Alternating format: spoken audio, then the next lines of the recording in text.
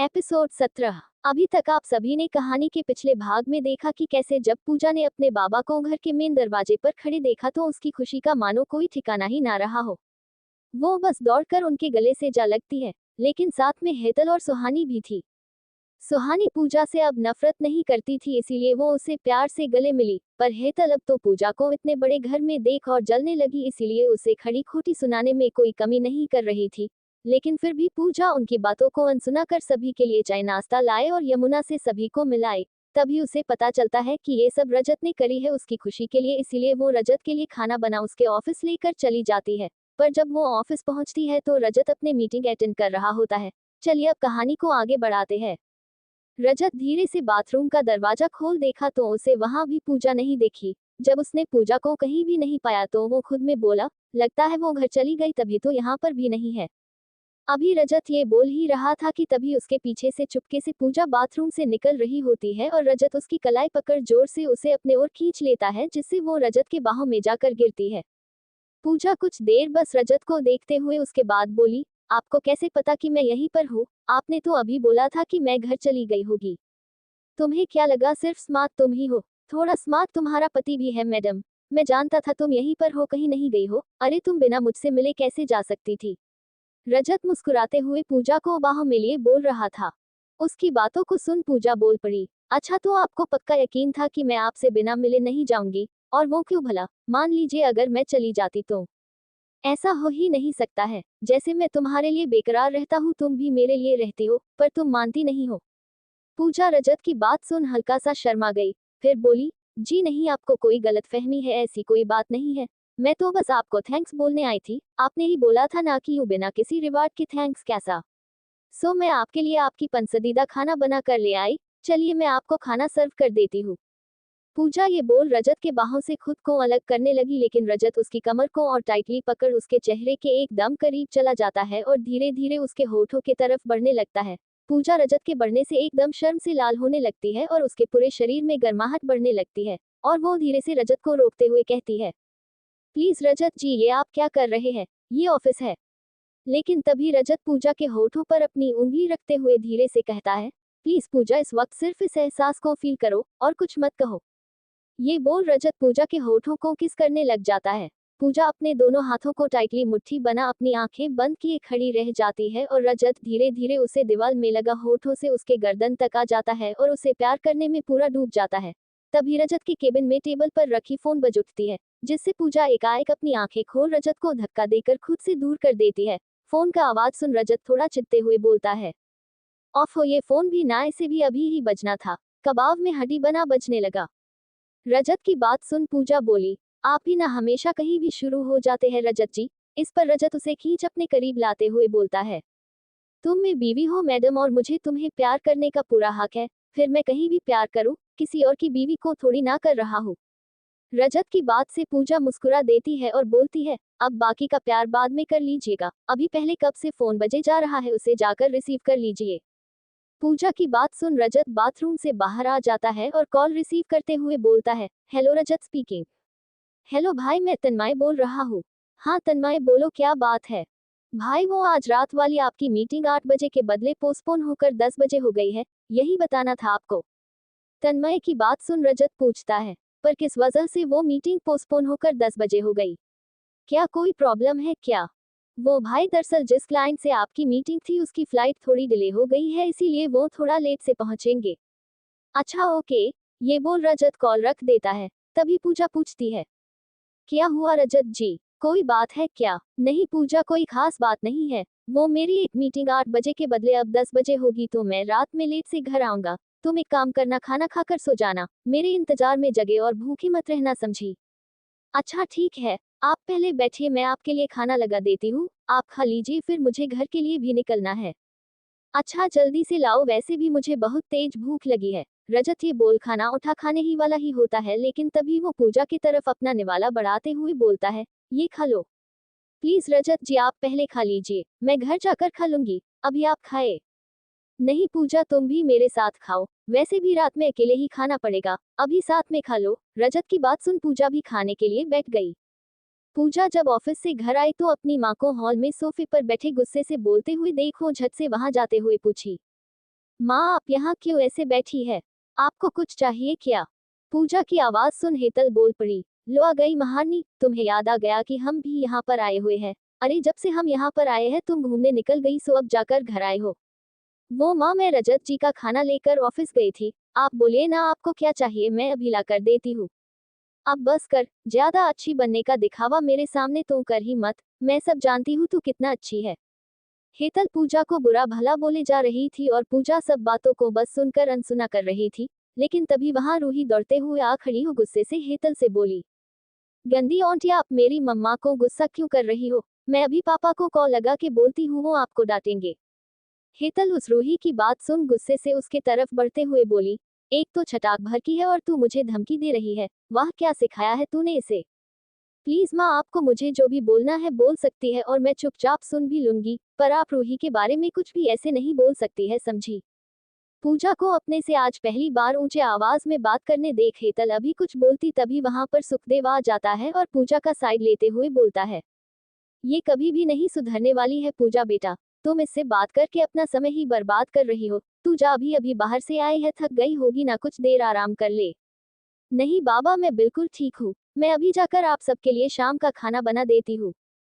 पूजा अभी अपना पूरा बात भी नहीं खत्म करी थी तभी किचन से सुहानी निकलते हुए मुस्कुराते हुए बोली, आपको खाना बनाने की कोई जरूरत नहीं है दीदू। पूजा सुहानी की बात सुन बोली, भला ऐसा क्यों? आज क्या हम सभी भूखे ही सोने वाले हैं? बिल्कुल नहीं दीदू, बल्कि आज आप मेरे हाथों का बना खाना खाने वाली है। सुहानी खाना बनाई है? ये बात सुनते ही पूजा एकदम हैरानी से बोल पड़ी, क्या तुमने खाना बनाया है सुहानी? क्यों दीदू आपको झटका लग गया ना? पर हाँ, जब से आप गई है तब से मैंने खाना बनाना सीख लिया है, तो अब मिला जुला कर ठीक बना लेती हूँ, क्यों डेढ़? इस पर सुखदेव जी मुस्कुराते हुए बोले, हाँ पूजा बेटा अब तो सुहानी बहुत अच्छा खाना बनाती है। मैंने तो कभी सोचा भी नहीं था कि ये भी कभी ये सब काम करेगी, पर शायद भगवान जी ने मेरी सुन ली और मेरी दोनों बेटियों को सब कुछ करने के लायक बना दिया। आ जाओ मेरी बच्चियों। सुखदेव जी ये बोल अपना दोनों हाथों को खोल दोनों बेटियों को बुलाता है और ये देख पूजा और सुहानी दोनों अपने बाबा के गले से लग जाती है। तभी सुहानी पूजा से पूछती है, दिदू जी जाजी कब तक आएंगे? खाने के समय तक आएंगे या लेट होगी उन्हें आने में? सुहानी वो नहीं आ पाएंगे आज खाने के समय तक। दरअसल उनकी एक मीटिंग है रात 10 बजे, वरना तो वो शाम में ही आ जाते थे, पर आज लेट हो जाएगा। पर कोई बात नहीं, आज अपनी बहन के हाथों का खाना मैं चखूंगी, आखिर कैसी बनी है देखूं तो। सुहानी पूजा के साथ साथ सभी को खाना सर्व करती है और फिर सभी खाना खाकर सोने अपने अपने कमरे में चले जाते हैं। रात के लगभग 12 बजे के करीब रजत और तन्मय घर पहुंचता है। चूंकि रात काफी हो गई थी, इसी वजह से चारों तरफ एकदम शांति छाई हुई थी। रजत जब घर के अंदर आता है तो तन्मय से कहता है, तन्मय तुमने खाना तो नहीं खाया था ऑफिस में? तुम रुको, मैं पूजा को नीचे भेजता हूँ, वो तुम्हें खाना दे देगी। नहीं भाई रजत भाई, आप क्यों बेकार में दीदी को परेशान करेंगे? इतनी रात हो गई है, उनकी आंखें लग गई होगी। मैं खुद किचन से खाना लेकर खा लूंगा, आप जाइए। तुम सच में लेकर खा लोगे ना तन्मय? रजत थोड़ा गंभीर हो बोला, जिस पर तन्मय मुस्कुराते हुए कहता है, हाँ भाई। तन्मय के कहने पर रजत अपने कमरे में चला जाता है और तन्मय भी फ्रेश होने अपने कमरे में चला जाता है। वो फ्रेश होकर एक शॉर्ट्स और टी शर्ट पहन कमरे से बाहर आता है और खुद में ही बोलता है, चल यार तन्मय अब भूख को खत्म कर और चल कर जल्दी से खाना खा ले, वैसे भी आज ऑफिस का पहला दिन था, काफी थक गया है तू। ये बोल तन्मय किचन की तरफ चला गया। जैसे ही वो किचन के बाहर पहुंचा वहां एकदम अंधेरा था, जिसे देख वो मन ही मन बोला, अरे यार अब मैं स्विच कैसे जलाऊं, मुझे तो आइडिया ही नहीं है कि किचन का स्विच कहाँ पर है। लगता है मोबाइल के फ्लैश से ही काम चलाना पड़ेगा। ये बोल वो अपने जेब से मोबाइल निकाल उसकी फ्लैश ऑन कर आगे बढ़ने लगता है। जैसे ही वो आगे बढ़ा, अचानक से सुहानी से सामने आ जाने की वजह से वो एकदम हड़बड़ा सा गया और जिस वजह से वो गिरने ही वाला होता है तभी सुहानी उसके हाथ को कसकर पकड़ लेती है, जिस वजह से वो गिरते गिरते बच जाता है और अपने मोबाइल के फ्लैश को सुहानी के मुंह पर डाल उसके चेहरे को देखने लगता है। तन्मय सुहानी को जैसे ही देखता है बस देखता ही रह जाता है। पर सुहानी जब देखती है कि वो उसे घूर रहा है तब वो उसे खींचकर सीधे खड़े करते हुए जाकर किचन का लाइट ऑन कर कहती है, दिखाई नहीं देती है क्या आपको? और ये आप मुझे घूरे क्यों जा रहे हैं?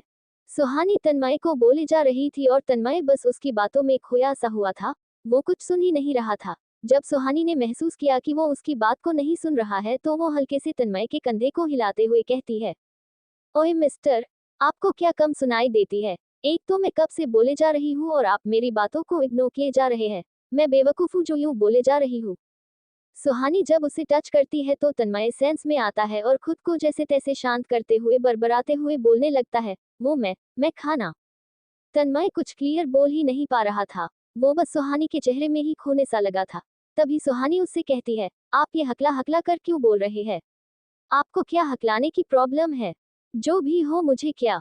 ये बोल सुहानी वहां से जाने लगी। उसे जाते देख तन्मय खुद के सर पर हल्का सा मारते हुए खुद में कहता है, तन्मय ये तू उसके सामने हकलाने क्यों लगा? क्या इंप्रेशन पड़ा होगा तेरा उसके नजरों में? ये सोच तन्मय दौड़ता हुआ सुहानी के आगे जा खड़ा हो गया। उसे ऐसे अपने रास्ते को रोकते हुए देख सुहानी कहती है, आपने मेरा रास्ता क्यों रोका? हटिए मेरे रास्ते से, मुझे जाना है। वो मेरा नाम तन्मय है। दरअसल मुझे आइडिया नहीं था कि किचन की स्विच कहाँ पर लगी हुई है, इसी वजह से थोड़ी प्रॉब्लम हो गई। मैं यहाँ पर खाना लेने आया था, पर क्या सारा खाना खत्म हो गया है? तन्मय का परिचय सुन सुहानी बोल पड़ी, आपका जो भी नाम हो मुझे उससे क्या लेना देना। वैसे मिस्टर आप रुके, मैं आपको खाना दे देती हूँ। ये बोल सुहानी वापस लौट किचन में चली गई और फ्रिज खोल उसमें जो बचा खाना रखी थी उसे निकाल गर्म करने लगी। और बेचारा तन्मय बस आह भरते हुए उसे चुपके चुपके देखे जा रहा था। कुछ बोलने की सोचता फिर चुप रह जाता, कहीं उसे बुरा ना लगे।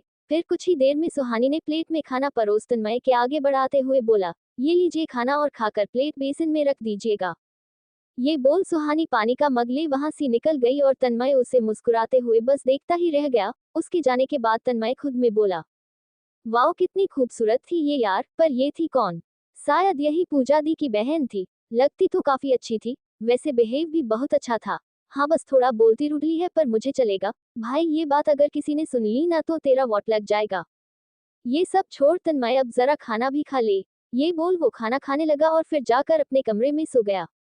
इधर जब रजत अपने कमरे में गया तो पूजा को सोफे पर बैठे बैठे सोते देख खुद में बोला, ये लड़की भी ना मेरी एक भी नहीं मानती है। मैंने इसे बोला था कि आज मुझे आने में लेट हो जाएगा, खा करो सो जाना, पर ये सुने तब ना। ये बोल रजत बैग को टेबल पर रख पूजा के पास जा सोफे पर बैठ गया और धीरे से उसे अपने गोद में उठाते हुए बेड पर ले जाकर सुलाने लगा। लेकिन तभी पूजा की नींद खुल गई और वो रजत को देख झट से उठ बैठते हुए बोली, अरे रजत जी आप आ गए, आपने मुझे जगाया क्यों नहीं? तुम भी ना पूजा, तुम्हें मेरी बात सुननी ही नहीं है क्या? मैंने बोला था ना कि सो जाना खाकर, पर मुझे पता है तुमने खाया तो होगा नहीं। और मुझे भी पता है रजत जी कि आपने भी नहीं खाया होगा। इतना तो समझती हूँ मैं आपको। क्यों बोले रजत जी, मैं सच कह रही हूँ ना। पूजा की बात सुनने के बाद रजत कुछ नहीं बोला, क्योंकि सच ही था कि उसने भी बाहर खाना नहीं खाया था। इसीलिए पूजा बेड पर से उतर टेबल पर से खाने का प्लेट उठाए और बेड पर आ बैठते हुए एक निवाला तोड़ रजत की तरफ बढ़ाते हुए बोली, ये लीजिए खा लीजिए। नहीं पहले तुम खाओ, 1 मिनट मैं खिलाता हूँ तुम्हें। ये बोल रजत ने उसी प्लेट से एक बाइट तोड़ पूजा की तरफ बढ़ाया। फिर दोनों ने प्यार से खाना खा सो गए। अगली सुबह, चूंकि कल सुहानी रजत से मिल नहीं पाई थी, इसीलिए आज वो सवेरे उठ रजत और पूजा के लिए चाय बना लेकर उसके दरवाजे के बाहर जा पहुंची और दरवाजा पर हल्के से खटखटाते हुए बोली, अरे देदू दरवाजा खोलो, मुझे जीजू से मिलना है। सुहानी की आवाज सुन पूजा, जो अभी ड्रेसिंग टेबल के पास खड़ी हो तैयार हो रही थी और रजत बेड पर सोया हुआ था, उसकी आवाज सुन दरवाजा खोलने चली गई। सुहानी तुमने हमारे लिए चाय क्यों बनाई? मैं बना लेती ना। अरे देदू मैंने सिर्फ आपके लिए थोड़ी ना चाय बनाई है, मैं तो अपने जीजू के लिए भी चाय लेकर आई हूँ। मैं कल उनसे मिल भी नहीं पाई थी तो सोची क्यों ना आज उनके लिए चाय लेकर आ जाओ, इसी बहाने मिलना भी हो जाएगा। हाँ क्यों नहीं, आओ ना। सुहानी कमरे के अंदर जाते हुए प्यार से बोली। चलिए चलिए अब उठ जाइए जीजू, अब सुबह हो गई है, देखिए आपको उठाने आपकी साली आई है। सुहानी की आवाज सुन रजत उठ जाता है और वो उठकर बैठते हुए अपनी आंखें मलते हुए कहता है, गुड मॉर्निंग माय लव। रजत की बात सुन सुहानी पूजा के तरफ देख मुस्कुराने लगती है और पूजा थोड़ा शर्मा जाती है, इसीलिए जल्दी से बोल पड़ती है, रजत जी वो सुहानी आई है आपके लिए चाय लेकर। ये बात सुनते ही रजत अपनी आंखें खोल सामने देखता है तो सुहानी को देख थोड़ा चुप हो जाता है और फिर बोलता है, गुड मॉर्निंग सुहानी, वैसे आपने चाय क्यों बनाई? आप कल ही आई है, थकी होगी। इस पर सुहानी मजाकिया अंदाज में बोलती है, लगता है मैंने आप दोनों को डिस्टर्ब कर दिया, क्यों दे दूं? पूजा सुहानी को डांटते हुए बोली, ऐसा कुछ नहीं है सुहानी, अब चल जल्दी से चाय दे इनको और मुझे भी। फिर तीनों बैठ चाय पीते हुए काफी बातें भी करते हैं। तभी पूजा को तन्मय का याद आता है और वो बोल पड़ती है, सुहानी क्या तूने सिर्फ इतना ही चाय बनाई थी? क्यों देदू, क्या किसी और के लिए भी चाहिए था क्या? वो हाँ सुहानी, मेरे तो दिमाग से ही निकल गया। दरअसल तन्मय सुबह सुबह ही उठ जाता है, इसीलिए उसे भी चाय देनी थी। अच्छा तू रजत जी के साथ गप्पे कर, मैं अभी तन्मय के लिए चाय बना उसे देकर आती हूँ। ये बोल पूजा जाने लगी, लेकिन तभी सुहानी बोल पड़ी, एक मिनट दिदू, जरा रुको। ये बोल सुहानी उठकर पूजा के कंधे को दोनों तरफ से पकड़ उसे रजत के बगल में बिठाते हुए बोली, चूंकि जीजू अभी उठे हैं, उन्हें तुमसे कुछ बातें बातें करनी होगी, इसीलिए आप यहीं बैठो। रही बात तन्मय को चाय देने की, तो चाय बनी हुई है, मैं उन्हें जाकर दे आती हूँ, बस आप मुझे बता दीजिए उनका कौन सा कमरा है। तभी रजत बोल पड़ा, आप क्यों परेशान होंगी सुहानी, रहने दीजिए, पूजा दे देगी। नहीं जीजू कोई बात नहीं, आप दिदू से बातें कीजिए, मैं देकर आती हूँ उन्हें चाय। ये बोल सुहानी चाय का ट्रे ले कमरे से बाहर निकल गई, और पूजा जैसे ही उठकर जाने लगी तभी रजत उसका हाथ पकड़ अपने ओर खींच लेता है और बोलता है, अभी अभी तुम्हारी बहन बोल कर गई है कि मेरे पास रुको कुछ देर पर, तुम्हें तो मेरा ख्याल ही नहीं रहता। अच्छा जी, तो अब मैं आपके पास बैठी रहूं, चलिए छोड़िए, मेरे पास इतना टाइम नहीं है, मुझे रूही को जगाना है। पर रजत कहाँ मानने वाला था, इसीलिए वो पूजा को अपने करीब कर उसके होठों को चूमने लगा।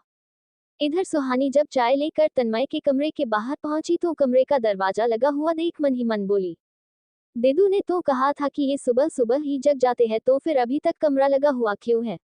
छोड़ो मुझे क्या, ये बोल वो दरवाजा खटखटा कर वेट करने लगी।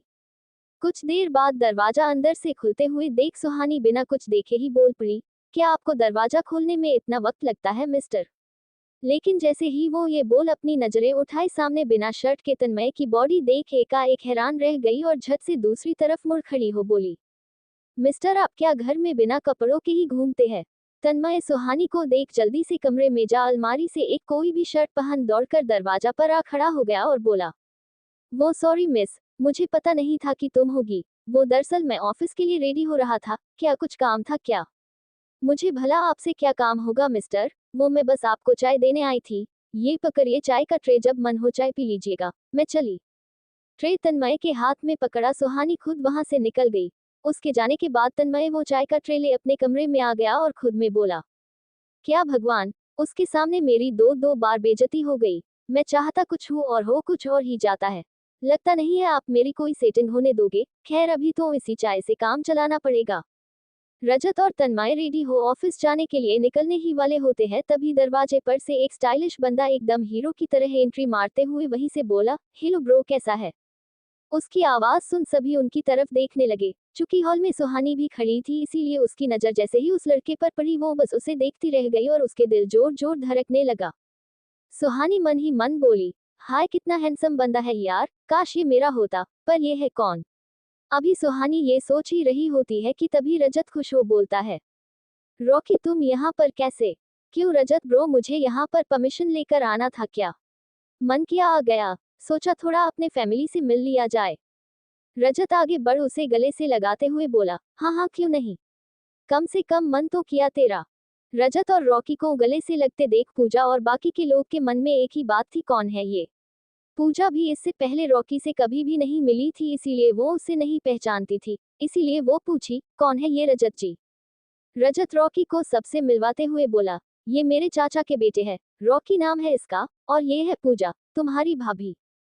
रॉकी पूजा को देख उसके पैर छूते हुए थोड़ा अजीब बर्ताव के साथ बोला, प्रणाम भाभी जी।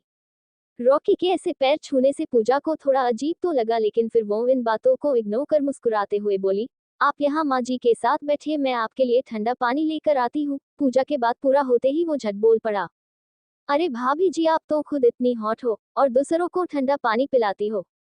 रॉकी की बात फिर पूजा को पसंद नहीं आई, पर उसके इस बात पर रजत और यमुना जी दोनों हंस पड़े और यमुना बोली, पूजा तुम इसकी बातों का बुरा मत मानना, ये ऐसा ही है, और इसकी बातें भी किसी की समझ में नहीं आती है। सबसे बातें होने के बाद रजत और तन्मय अपने ऑफिस के लिए निकल गया और रॉकी अपने कमरे में जा बेड पर लेट अपने मोबाइल को चलाने लगा।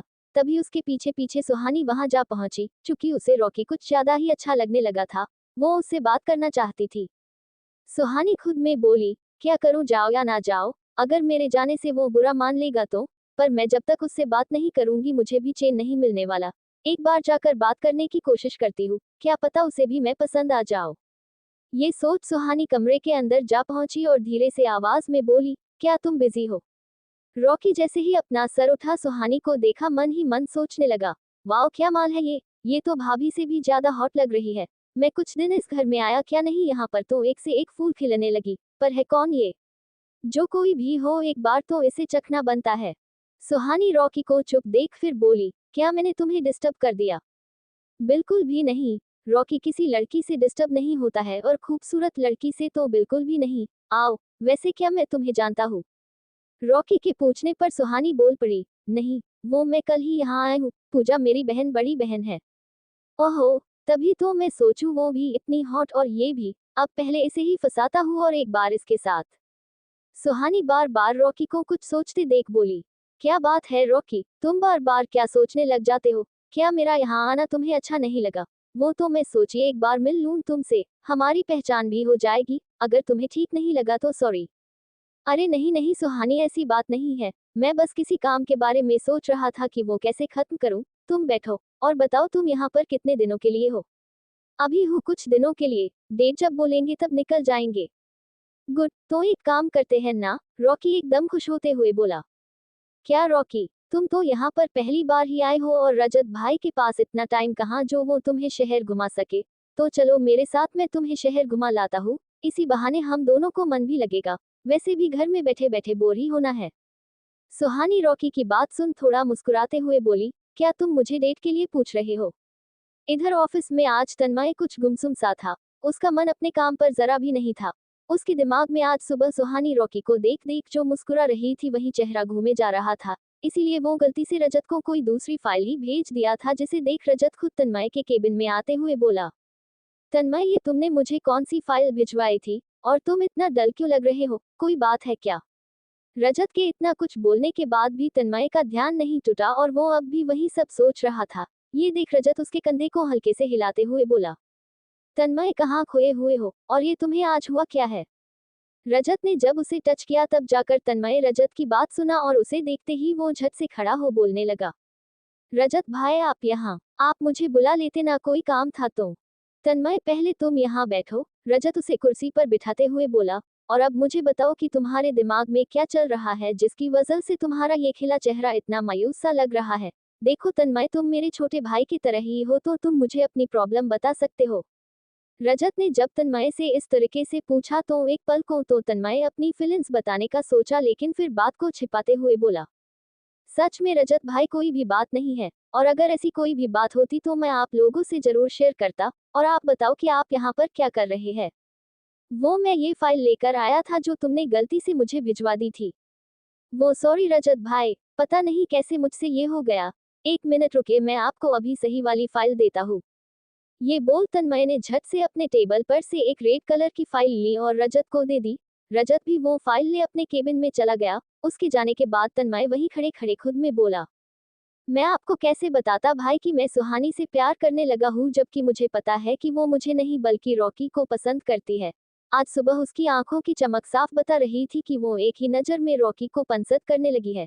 शायद मेरे नसीब में वो थी ही नहीं। आज से उसके बारे में सोचना गलत होगा, मुझे उसे अपने दिलो दिमाग से निकलाना होगा। रजत अपने केबिन में आ तो गया, पर उसे अभी भी तन्मय का चेहरा देख मन मानने को तैयार ही नहीं था कि वो ठीक है, इसीलिए वो बार बार उसी के बारे में सोच रहा था। इधर सुहानी रॉकी के झांसे में बहुत अच्छे तरीके से फंसते जा रही थी। उसे ऐसा लगा रहा था कि रॉकी भी उसे बहुत पसंद करता है, इसीलिए उसे डेट पर ले जाने के लिए पूछा, इसीलिए वो खुशी से हाँ बोल दी और रॉकी से बोली, रॉकी मुझे तुमसे एक बात बोलनी थी। हाँ बोलो ना सुहानी, इसमें पूछने वाली कौन सी बात है? क्या हम घर में सबको बता करो चले, वरना अगर बाद में दीदी या मेरी मॉम किसी को भी पता चलेगा तो उन्हें बुरा लगेगा ना। ये लड़की भी ना मेरा सारा प्लान बर्बाद ना कर दे, मुझे इसे सबको बताने से मना करना पड़ेगा। ये सोच झट से बोल पड़ा, जैसी तुम्हारी मर्जी सुहानी, पर अगर तुम मेरे साथ ऐसे ही चलती तो मुझे ज्यादा अच्छा लगता, क्योंकि अगर तुम अपनी माँ या दी को बताओगी तो वो लोग तुम्हें मेरे साथ नहीं जाने देंगे, ये सब तो तुम समझती ही होगी। रॉकी की बात सुन सुहानी कुछ सोचने लगी, फिर बोली, तुम शायद ठीक बोल रहे हो, अगर मॉम को पता चलेगा तो वो मुझे नहीं जाने देगी। वैसे भी मुझे तुम और पूरा भरोसा है कि तुम मेरा अच्छे से ध्यान रखोगे, मैं तुम्हारे साथ चलूंगी, पर चलना कब है? रॉकी मन ही मन एक शैतानी भरे मुस्कुराहट के साथ बोला, ये लड़की तो खुद आगे से मुझे इनवाइट कर रही है, अब तो ये मेरे बिस्तर पर आकर ही रहेगी। फिर से रॉकी को कुछ सोचते हुए देख सुहानी बोली, रॉकी फिर तुम क्या सोचने लग गए? कहीं तुम्हें ऐसा तो नहीं लग रहा कि मैं तुम्हारी बहुत पैसा खर्च करवा दूंगी? सुहानी थोड़ा मजाक करते हुए पूछी। इस पर रॉकी उसके थोड़ा करीब बढ़ते हुए बोला, रॉकी को पैसों की मोह नहीं है मैडम, तुम्हें जो भी लेना होगा तुम ले सकती हो। और शाम में जब सब अपने अपने काम में बिजी होंगे हम तभी घर से निकल जाएंगे। पहले मैं निकल जाऊंगा ताकि किसी को हम पर शक ना हो, और फिर थोड़ी देर बाद तुम आ जाना, मैं तुम्हारा बाहर वेट करूंगा, ओके। तो दोस्तों आज के इस एपिसोड में बस यहीं तक। आगे की कहानी को हम अगले एपिसोड में सुनेंगे।